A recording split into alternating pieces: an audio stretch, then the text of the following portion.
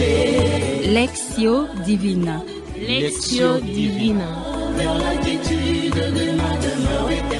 Lectio Divina, une émission pour méditer, prier et vivre la parole de Dieu au quotidien.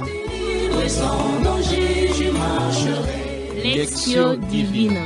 Lectio Divina. Le se flétrira, la fleur se fanera, mais la parole dit que jamais ne passera. Les plus grands commandements que le Seigneur Jésus laisse à ses disciples que nous sommes, c'est d'aimer Dieu de tout son cœur, de toute ton âme, de toute sa force, mais aussi aimer les prochains comme soi-même. C'est avec ces commandements que nous allons méditer notre lectio d'aujourd'hui. En ce 30e dimanche de temps ordinaire, l'Église Notre-Mère nous propose une méditation tirée de l'Évangile de Jésus-Christ selon Saint Matthieu, chapitre 22, versets 34 à 40. Avec cette référence, nous vous invitons à la prière. Au nom du Père, du Fils et du Saint-Esprit. Amen.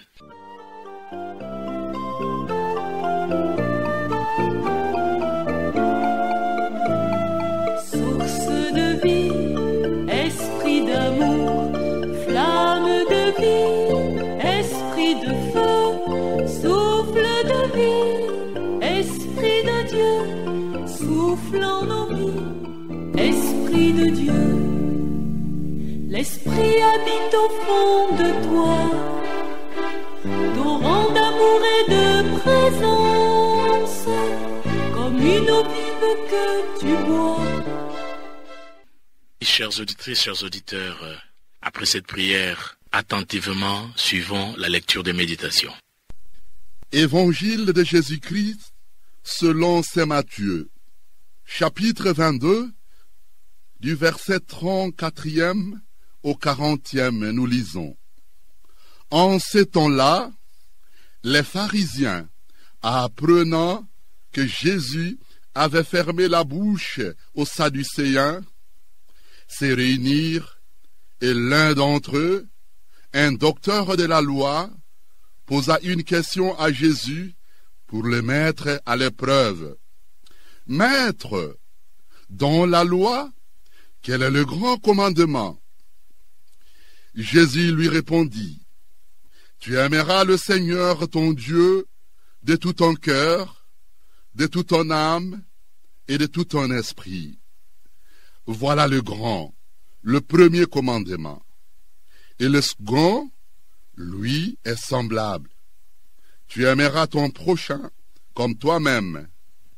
De ces deux commandements dépend toute la loi, ainsi que les prophètes. » Acclamons la parole de Dieu. Louange à toi, Seigneur Jésus. Prenons un moment de silence pour méditer cette lecture, méditer ces écrits.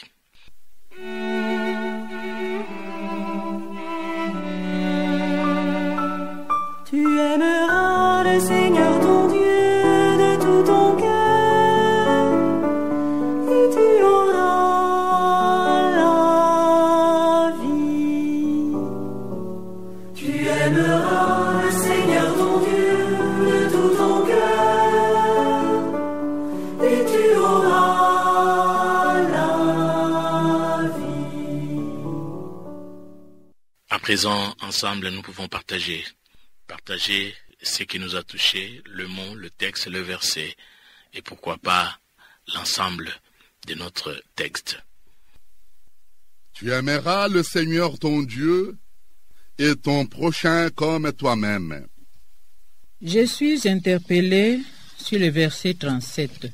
Je cite, « Jésus lui répondit, « Tu aimeras le Seigneur ton Dieu de tout ton cœur, de toute ton âme et de tout ton esprit. » Je suis interpellé par les versets 35, 37 et 39.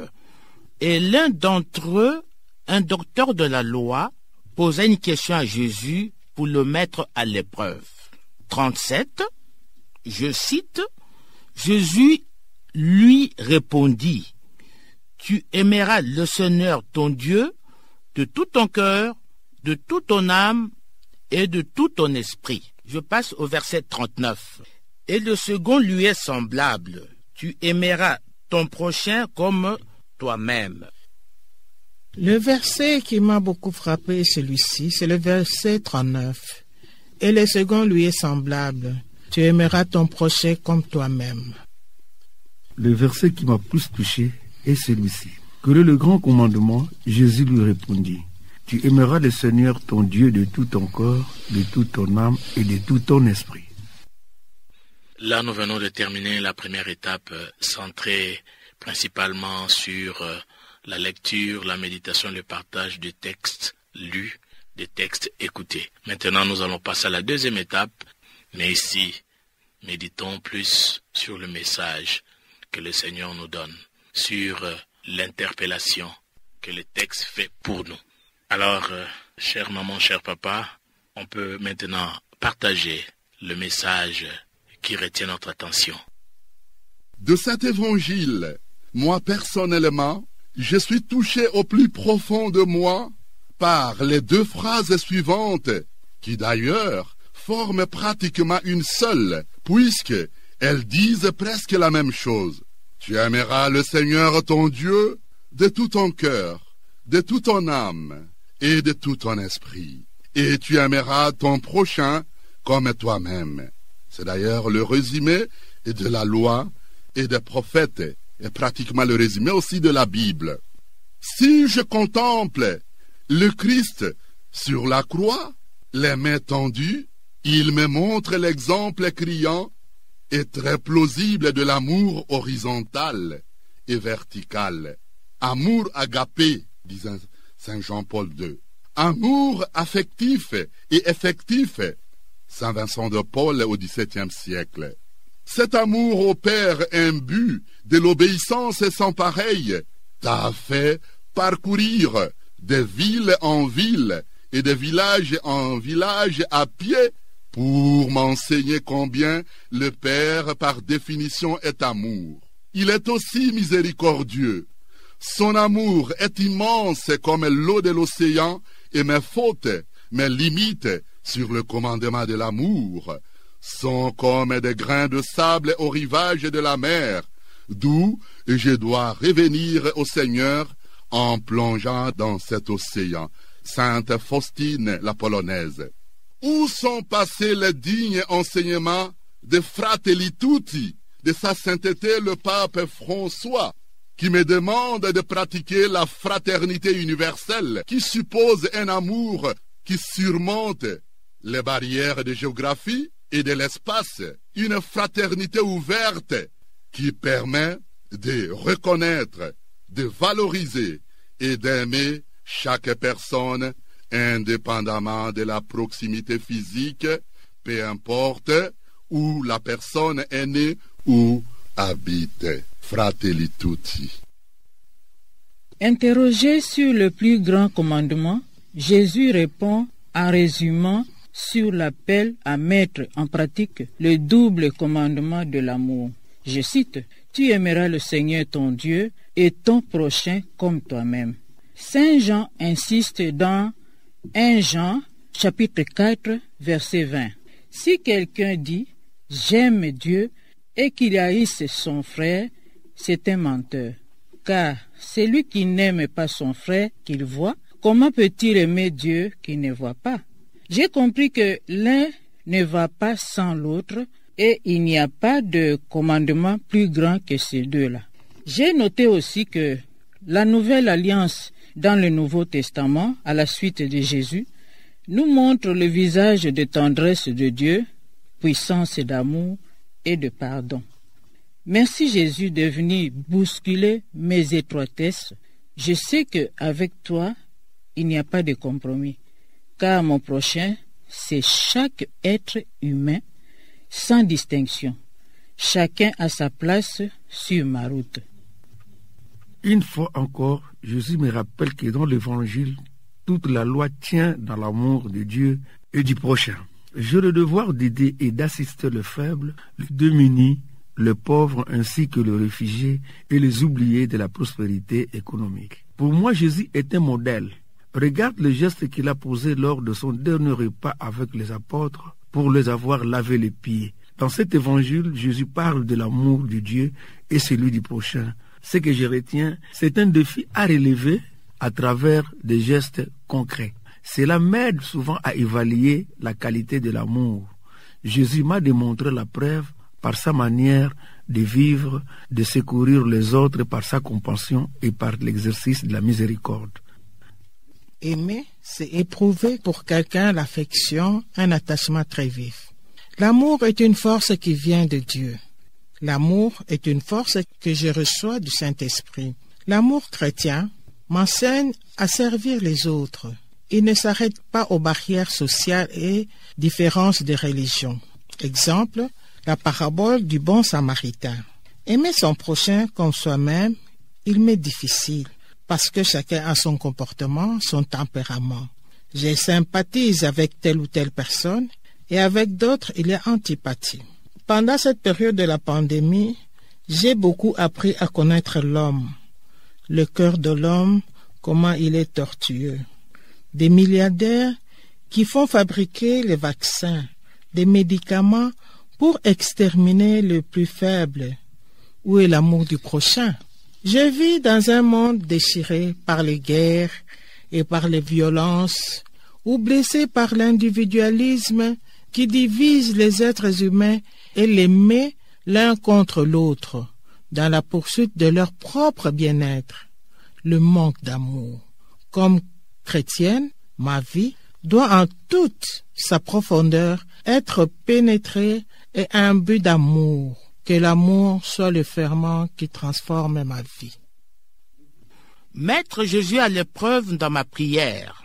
Par exemple, je prie pour obtenir le paiement de mon salaire dans un mois. Alors que Dieu est souverain et il agit selon sa volonté. Donc, il faut plutôt chercher la volonté de Dieu et non pas le mettre à l'épreuve. Les voies du Seigneur sont insondables. Est-ce que dans mon existence, j'arrive à aimer mon Seigneur sincèrement? Nous sommes limités dans notre amour personnel par nos problèmes et nos difficultés qui nous empêchent d'aimer totalement notre Seigneur. Le cœur est rempli souvent de blessures intérieures, de déceptions, etc., etc. Qu'est-ce qui m'empêche d'aimer le prochain comme moi-même? Très souvent, l'orgueil et l'égoïsme. En lingala, c'est plus explicite. L'olendo, l'orgueil en français, et moyimi, qui est l'égoïsme. Un égoïste, c'est souvent quelqu'un qui n'aime pas partager avec les autres. Enfin, nous passons à la dernière étape. La dernière étape où chacun de nous est invité à répondre à l'invitation du Seigneur, répondre à l'invitation reçue à partir du texte de méditation d'aujourd'hui. Nous vous invitons maintenant à la prière qui est pour nous la réponse proprement dite du message qui nous est adressé par le Seigneur à travers notre texte de méditation. Ô Jésus, mon Dieu, je t'aime et j'aime aussi mon frère. Je sais que tu as confiance en moi, tu me fais signe en m'interpellant et en m'invitant à mobiliser toute ma personne pour manifester mon amour envers toute personne et en particulier les pauvres et ceux qui interprètent mal le commandement de Dieu. Amen. Ô Seigneur Dieu, créateur du monde visible et invisible dont le règne n'aura pas de fin, tu es par définition amour infini et d'une manière sans pareille. Ton Fils Jésus, mon divin Maître et grand frère, qui a passé toute sa vie terrestre en ne faisant rien que ta volonté, la volonté du Père.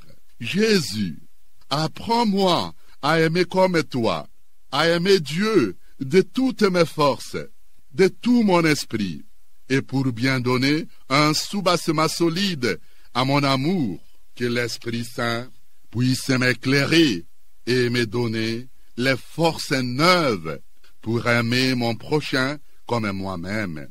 Lorsque je serai en face de la Trinité, puisse m'aider à vivre éternellement et en te louant auprès du Père. Amen. Renouvelle en moi, Seigneur, la force de ton esprit, afin qu'il mette à mon corps l'amour pour toi et pour notre prochain, car c'est grâce à l'amour que nous aurons les uns envers les autres. Amen. Demandons au Seigneur de nous faire comprendre la loi de l'amour. À chacun de nous est adressée l'exhortation paulinienne. Ne te laisse pas vaincre par le mal, sois vainqueur du mal par le bien. Dans Romains 12, 21, et aussi, ne nous lassons pas de faire le bien. Nous avons tous des sympathies et des antipathies. Amen. Ô Seigneur mon Dieu, tu connais mes forces et mes faiblesses. Aide-moi à chercher d'abord ta volonté dans ma prière. Aide-moi aussi, Seigneur, à t'aimer et à aimer mon prochain. Amen.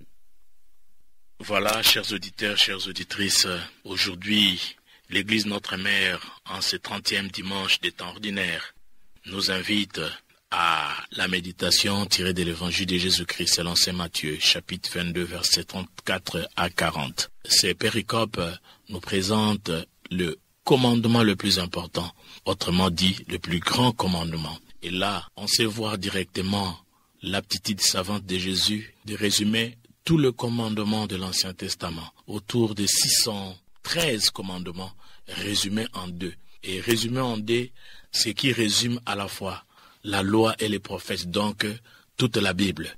Voilà Jésus qui répond aux pharisiens qui voulaient les piéger. Il répond en tirant sa réponse des textes de la loi, Deutéronome 5.6 et Lévitique 19.18. C'est là où Jésus tire sa réponse pour résumer les 613 lois ou 613 commandements de l'Ancien Testament, où les rabbins discernaient la loi qui était propice pour le peuple d'Israël. Et ces résumés nous met devant une attitude d'obéissance, obéissance au vrai amour à Dieu, mais obéissance aussi prochain, car le vrai amour rend l'homme libre et Dieu veut que nous soyons réellement libres. Ainsi, chers auditeurs, chères auditrices, nous vous souhaitons un très bon week-end en compagnie de l'équipe qui vous a animé aujourd'hui dans cette émission, Lectio Divina. Il s'agit de Maître Exupéry Bwende. Je suis coopérateur paulinien. Maman Marie-Paul Cabessa, coopératrice paulinienne de la paroisse Saint-Michel. Alpha Chilumba, je suis de la paroisse Saint-Raphaël à Limete. Maman Marie-Jeanne Maloulou Epunzola, coopératrice paulinienne de la paroisse Marie Auxiliatrice à Massina, Petro-Congo. Jérôme Loembaluzolo, chrétien de la chapelle Saint-Paul, 10e rue Limete. Ainsi, à la technique, nous avons Olivier Nguessi et la sœur Thérèse, fille de Saint-Paul, et à la réalisation, c'est Rita Almichi, fille de Saint-Paul. Papa Paulin à la présentation. Avec l'équipe, nous vous souhaitons bon dimanche. La parole de Dieu est une lampe à mes pieds. Je marcherai joyeux sur la route sans broncher. Lectio Divina. Lectio Divina. Vers la quiétude de ma demeure éternelle. Lectio Divina, une émission pour méditer, prier et vivre la parole de Dieu au quotidien. Sans danger, je marcherai. Lectio Divina. Lectio Divina. Le se flétrira, la fleur se fanera, mais la parole de Dieu jamais ne passera.